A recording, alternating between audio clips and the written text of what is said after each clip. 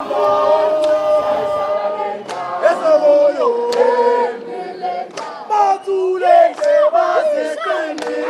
right, these are live pictures in the Braamfontein CBD in Zinga, where students are now marching in front of the pathology van that is taking the deceased to the mortuary at this stage. We're going to stand right here at the moment and let them go through us at the moment, and you'll see the visuals that are here, and that I'm not sure what I would say the numbers are at this point, but them marching before the pathology van.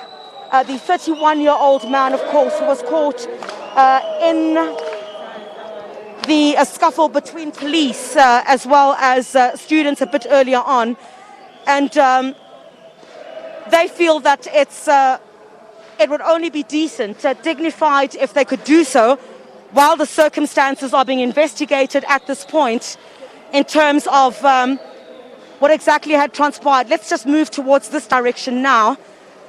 We'll come back and Nzinga on this particular point. We'll show you right here on the top as we move a bit closer to where you have the Johannesburg City offices, where students have now moved towards. I'll just check. We're on the corner now of Bickard Street. On the corner of Bickard at the moment, where students have now moved ahead of that pathology van. You forgive me a bit then, Zinga, while investigations are taking place at this particular point, but the circumstances that led to the exact cause of what we do know, of course, he was shot. And if police were responsible for that, either through live ammunition or rubber bullets, this is information that, of course, they would want quite clear as soon as possible. So I'll try and see if we can't bring in some of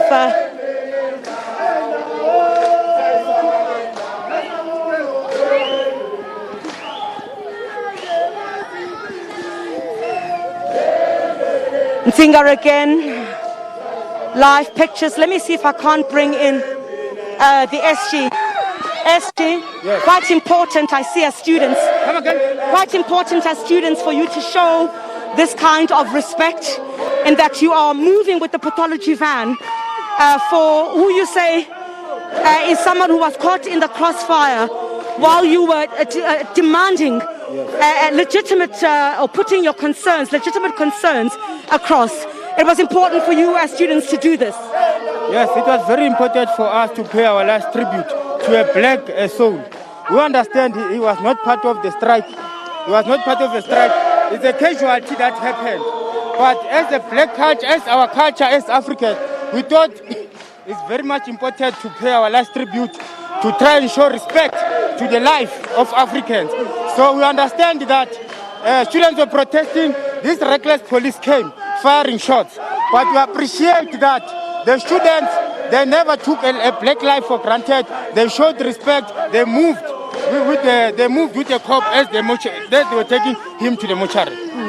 But isn't it unfortunate? This is not the first time that you are here as students. Every time you want to raise your concerns, it seems you are met with some form of violence. And that's, I guess, is what you're saying was demonstrated here as well this morning. I saw police push back just a little bit earlier on today. No, I think the government also, with the Department of Higher Education, they don't pay any respect, any. Okay. Please continue. Let me just read the statement very shortly. Please stay with me, SG. A Wits statement on the passing of a civilian in Braamfontein today. I'm just going to read that out to you live here on television. So Wits University is deeply saddened, they say, of the passing of a 35-year-old, they say, here in Braamfontein. The university extends its condolences to the family of the deceased. The university condemns any form of violence and calls on all persons to keep calm during these difficult times. The university also outlining a lot of what it says at the moment is protest action occurring on the Braamfontein CBD earlier today. the police were managing the situation. They say, do you believe police were managing the situation? No, it's very wrong. It's very wrong, and they are misleading our society. Students were protesting unarmed. Students were protesting, showing placards, demanding registration because they have nothing apart from education. They were just demanding their last hope for better life, for the future. So police, instead of trying to manage the situation, they just did exactly what they did in Marikana. They just fired shots on students. And worse, because they're reckless, they were just shooting at any pedestrian walking here in Braamfontein. So the statement is very misleading. They're lying, and that's what we need to also go and correct when we go out to the society. According to the statement as well, just to give it to you as well, Nzinga, it says 2 student reporters were also injured and 3 protesters were arrested and taken to the Hillbrow police station. Do you know of any arrests that were made? No, arrest happened yesterday where one of our student command members was arrested. He was also released today. We are not aware of any arrest. All our fighters are here. We are not aware of any arrest. Maybe they just arrested people who are just walking, not these students who are protesting at Wits. So now, what is the way forward? Now you accompany someone who was caught in I guess I won't say crossfire, because there was no firing on the part of yourselves. But what happens now going forward? Because the academic here, if there are threats then of universities being shut, what then happens to the academic here that has already been affected as a result of COVID? Yes, of course, I understand your concerns are legitimate. Yes. No, I think from here we are going to also try and mobilize students and also members of the public to join hands with the Students' Command as we'll be marching to Parliament to demand the free education that was declared by the then president. We are also saying nothing can continue as usual without this black lives being accommodated an opportunity to go and start. Otherwise, academics can start, but what will happen with the lives that is being rejected? Those students will be victims of gender-based violence. Those students will be victims of crime, drug abuse, hopelessness, depression, and also stress. They can even go and commit suicide because the government does not care of the black life in South Africa. Thank you very much for your time, sir. I appreciate it. Now on the corner of Bickard Street, here in the Braamfontein CBD. And again, Nzinga, the pathology van driving behind these students. What these students are saying is that they want to move with it because they believe someone had lost their lives as a result of, them trying to bring their concerns. There you have it, the pathology van leaving at this point.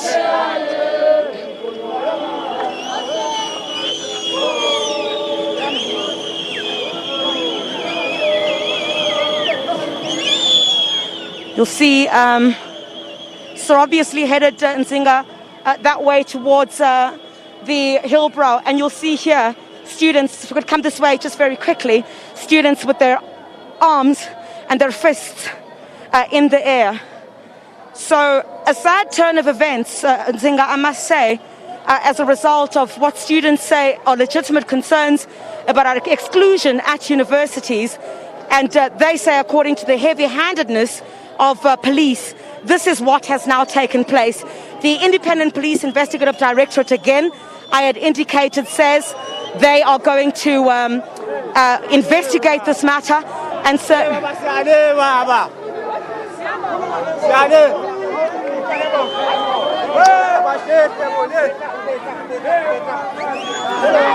All right.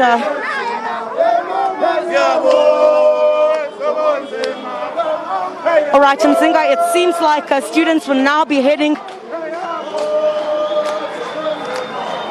Students will be heading right back. I've got you here, T. Turn around. Students will be moving right back to their location where we had initially started with this. So I'm going to try to move back quite fast.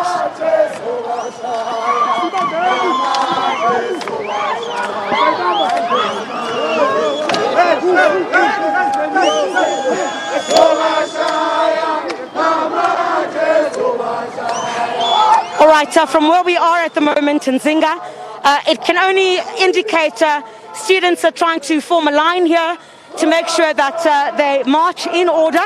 I guess that's going to be back to where we were initially. So at this particular point, it doesn't seem like the protests themselves are going to stop. But I think of major concern at this particular point is whether the threat to shut down all universities is a threat that students will make good on. If that happens, certainly there'll be many questions about how then I guess they're going to proceed. But I guess without some of the commentary, I guess, and some of the leadership within the higher education and training sector coming to address them, I don't think, by the looks of things, I guess from where I'm standing at this point, that students are going to let up on their protest action at this stage.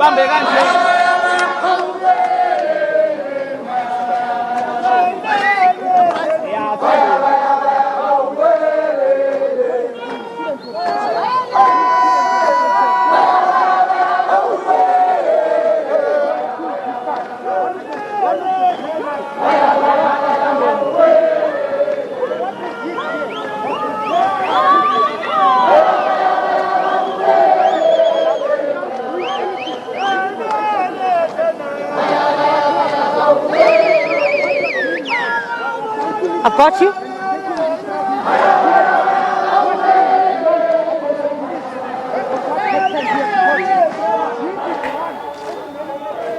And so we come out of those visuals, get fed to us by Chriselda Lewis and our team there, including the camera people. And just read you a statement from the University of the Witwatersrand that Chriselda started with before we close the bulletin with one more story. Wits University is deeply saddened to learn of the passing of a 35-year-old man in the Braamfontein CBD outside the institution this morning. The university extends its condolences to the family of the deceased. The university condemns any form of violence and calls on all persons to be calm during this very difficult time. The university's current understanding of the situation is as follows. Protest action occurred in the Braamfontein CBD earlier today. SA police services were managing the situation. That's a verbatim quote from University of the Witwatersrand. Initial reports suggest that a civilian was caught in clashes between the protesters and SAPS and regrettably lost his life. At this stage, the university does not have confirmation of the cause of his death. 2 student reporters were injured and 3 protests were arrested and taken to Hillbrow police station. Queries directly related to this incident should be directed to the SAPS as they were on scene and managing the matter as the public order incident. We are continuing to seek further information on this matter. The university has made available health and counselling services to students and members of the community who require assistance. The university notes with deep concern the escalation of the situation, which is regrettable, and we call on all persons to remain calm during this time. The university remains committed to seeking creative, peaceful solutions to any outstanding issues in the higher education sector. That's from the senior executive team. I'm reading verbatim a statement from the University of the Witwatersrand there. Student leaders saying that that statement is problematic. There were not clashes, and saying that the university and people should not criminalize protest, which is a constitutional right. Now, earlier we spoke to Nomzamo Zondo, who's the executive director at Socioeconomic Rights, who witnessed today's shooting, but perhaps we'll go to that a little bit later on. Let's get some reaction from political parties.